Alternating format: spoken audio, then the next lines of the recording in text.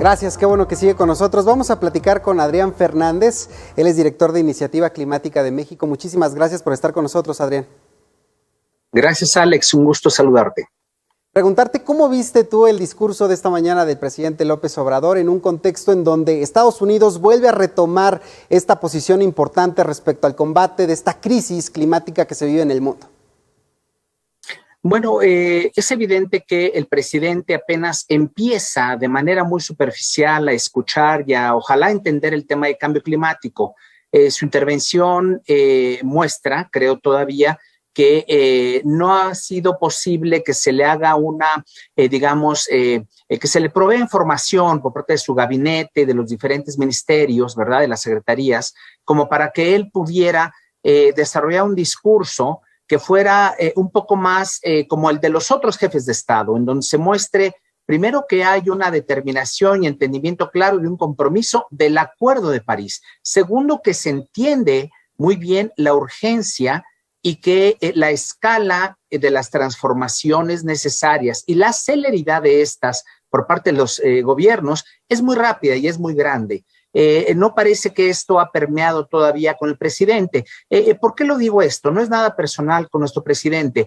El tema de cambio climático es tan importante y para que avance tiene que cambiar tantas cosas del status quo en el mundo que los países que más avanzan son aquellos en donde los jefes de Estado directa y personalmente se meten al tema, lo entienden y empiezan a trabajar con su equipo. No hemos llegado a esa etapa en México. Ojalá el presidente López Obrador se deje ayudar primero por su gabinete y luego por los muchos expertos que hay en el país para que se vaya dando el diseño de una política que pueda empatar perfectamente las necesidades del tema de cambio climático con las necesidades de su agenda social, que al final es un mismo paquete de cosas para los mismos fines. Esto es lo que habría que explicarle al presidente. Adrián, a ver, me llama la atención esto porque lo tenemos en contexto justo por la participación de México en esta cumbre climática, pero me gustaría ir más allá. A ver, lo que no se nombra no se visibiliza y lo que no se visibiliza simplemente no existe. Debería de preocuparnos que en la retórica del presidente no aparezcan con frecuencia palabras como cambio climático, crisis climática o incluso medio ambiente.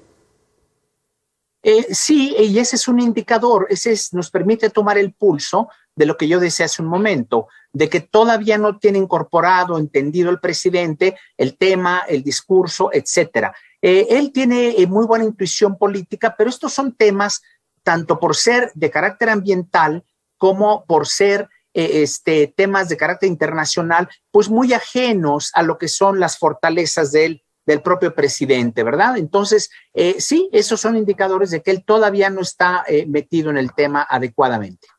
La apuesta energética de México, como la hemos visto en los últimos días, aprobación de la ley de la industria eléctrica, el tema también de los hidrocarburos, ¿no va en retroceso respecto a los esfuerzos que están haciendo a nivel internacional para erradicar estas emisiones de carbono?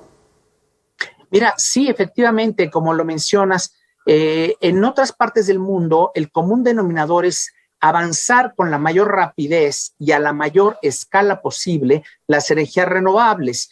Y en estos 2 años de esta administración ha habido un freno muy fuerte a estas energías renovables porque tienen el pecado de ser promovidas o ser desarrolladas por el sector privado, pero para vender electricidad más barata a la Comisión Federal. Yo creo sinceramente, y este es un tema controversial y cierto es objeto de debate, cuando la Suprema Corte de Justicia, ojalá en un futuro cercano, determine que esa iniciativa de ley no es constitucional, eso, lo digo con seriedad, de manera constructiva, nos va a permitir a todos los mexicanos, empezando por el presidente, el ejecutivo, las empresas privadas, los grupos de la sociedad civil, los académicos, regresar, como dicen, a la mesa y al pizarrón, para que todos juntos diseñemos mejores políticas energéticas. Las que se están planteando ahora no son las correctas, lo digo categóricamente, pero México tiene un gran potencial. Yo creo que hay que hacer un lado los antagonismos, las fricciones, también las ideologías, y tenemos todo para que México, me encantaría verlo muy pronto, como esos otros países que escuchamos esta mañana, haciendo propuestas de gran envergadura y en donde van poco a poco incorporando todos estos elementos tecnológicos de la descarbonización, las energías renovables, la eficiencia, el hidrógeno verde, la electromovilidad, lo escuchamos más y más en todos los países. Yo quiero que México tenga todo eso, lo podemos tener, y adoptar todo eso no tiene que ser a costa de ni en contra de el desarrollo social, el combate a la pobreza, la equidad. Todo lo contrario, todo es cuestión de entender los temas, documentarse un poco más y que el presidente escuche tanto a su gabinete como a los muchos expertos que hay en el país. Hablando de estas otras voces, dentro del país, hoy la jefa de gobierno también en su intervención en esta reunión de líderes en el mundo proponía este tema de la ciudad solar, presumía que en la capital del país se estaba impulsando tener estas grandes centrales como los paneles solares que se van a instalar en la central de abasto. ¿La Ciudad de México sigue siendo esta entidad en donde es punta de lanza respecto a las energías renovables en el país? Indiscutiblemente, y yo creo que la jefe de gobierno, desde luego por su historial, que ella entiende los temas, es una científica, continúa impulsando a que esta ciudad, la Ciudad de México, siga a la vanguardia en varios temas. El tema que ella le dio más atención esta mañana fue justamente al de la energía solar. Desde el primer día de su mandato, la doctora Sheinbaum dijo, yo quiero que mi ciudad sea la ciudad solar, y lo está haciendo. Pero creo que no mencionó otra cosa de mucho mérito que ella también ha venido liderando. No sé por qué no lo hizo, pero bueno, como ya se anunció, aunque no hoy, lo voy a comentar. Con el liderazgo de ella, la Ciudad de México concluyó hace unas pocas semanas un programa y una estrategia de cambio climático de mediano y de largo plazo que alguien pensará, bueno, todas las ciudades, muchos estados tienen estrategias. Esta es de las primeras estrategias, creo que es la primera en todo el país, que incorpora los conceptos y los análisis más avanzados de los que se hablaba esta mañana. Esa estrategia de la Ciudad de México incorpora el concepto de presupuesto de carbono. ¿Qué tanto podemos emitir todavía para que no nos pasemos de un cierto grado, de un cierto nivel de temperatura?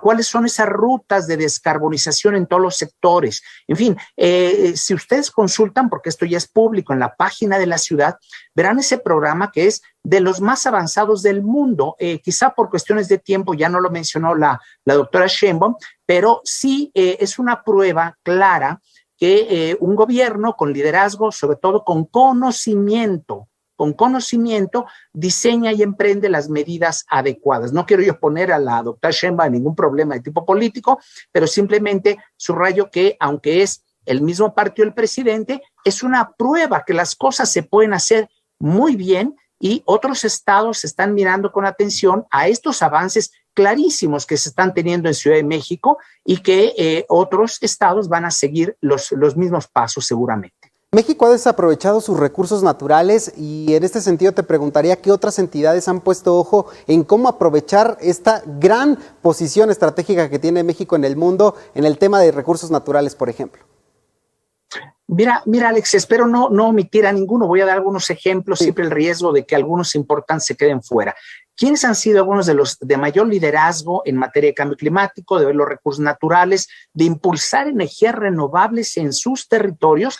Mira, está el caso de Tamaulipas, está el caso de Jalisco, de Yucatán, de el mismo Nuevo León. En fin, es un número cada vez más grande de estados que están analizando ese potencial muy rico de ofrecer sus territorios para la generación de energía solar, eólica, etcétera. Entonces, esa es una gran noticia. Existe una iniciativa muy importante que es la Comunidad Climática Mexicana, donde coinciden y se suman esfuerzos y comparten experiencias todos los estados del país, de todos los colores, todos los partidos políticos, intercambian experiencias, información y van avanzando en sus respectivos planes de acción climática que cada vez son más avanzados y que, como yo decía al principio de mi comentario, van muy de la mano con las agendas de desarrollo económico y social de esas entidades federativas. Hoy es un mismo tema, no son temas diferentes, nada más que a veces toma un poco de tiempo entender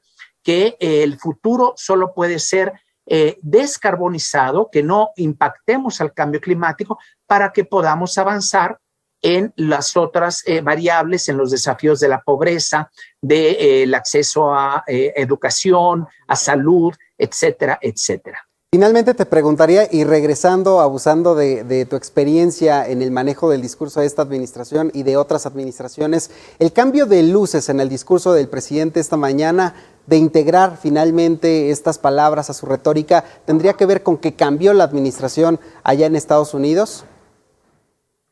Yo creo, pero esto es una cosa subjetiva, es una interpretación mía, puede estar equivocado. A partir de este fin de semana pasado, que el presidente por primera vez en 2 años tocó el tema de cambio climático, a mí lo que me indica es que su gabinete, probablemente el canciller Ebrard, logró sentarse con él e informarle y explicarle en qué consistía un poquito esa reunión en la que él tenía que participar el día de hoy, porque iban a estar otros jefes de Estado, nada más 40, y que él tenía que estar sí o sí.